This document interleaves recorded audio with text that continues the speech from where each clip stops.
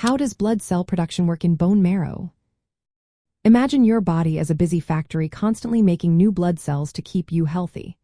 All this work happens inside your bones, specifically in the soft, spongy tissue called bone marrow. This process is known as hematopoiesis, and it's vital for your survival because it produces red blood cells, white blood cells, and platelets.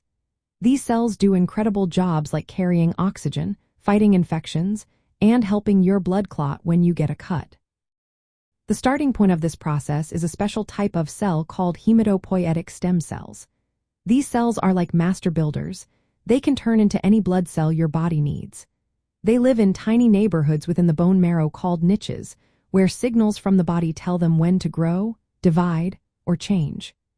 These stem cells are capable of renewing themselves, which means they can produce more stem cells or become more specialized. From these stem cells, the body creates two main lines of progenitor cells. The first is the myeloid progenitor line, which develops into red blood cells, white blood cells involved in innate immunity like neutrophils and monocytes, and platelets. Platelets are tiny fragments that come from large cells called megakaryocytes.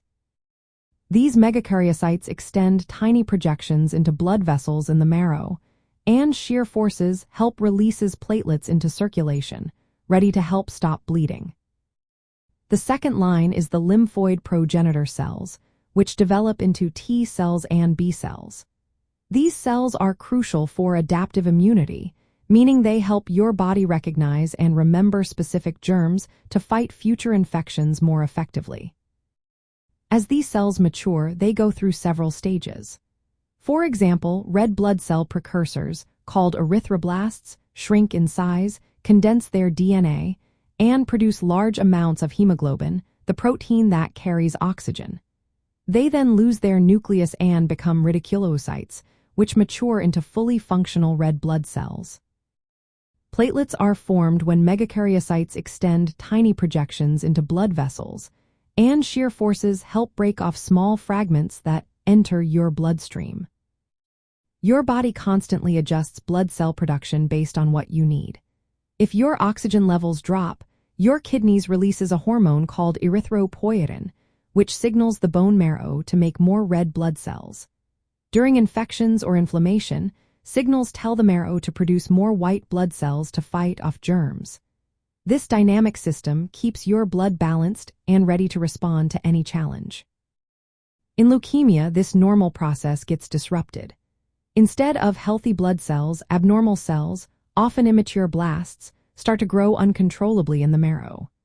These cancerous cells crowd out the healthy ones, leading to fewer red blood cells, white blood cells, and platelets. That's why people with leukemia often experience symptoms like fatigue, increased infections, and easy bruising or bleeding. Understanding how blood cells normally develop helps us see how leukemia interferes with this process.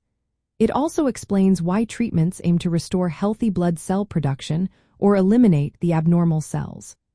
Always remember, if you have concerns about blood health or leukemia, it's best to consult a healthcare professional for personalized advice and care.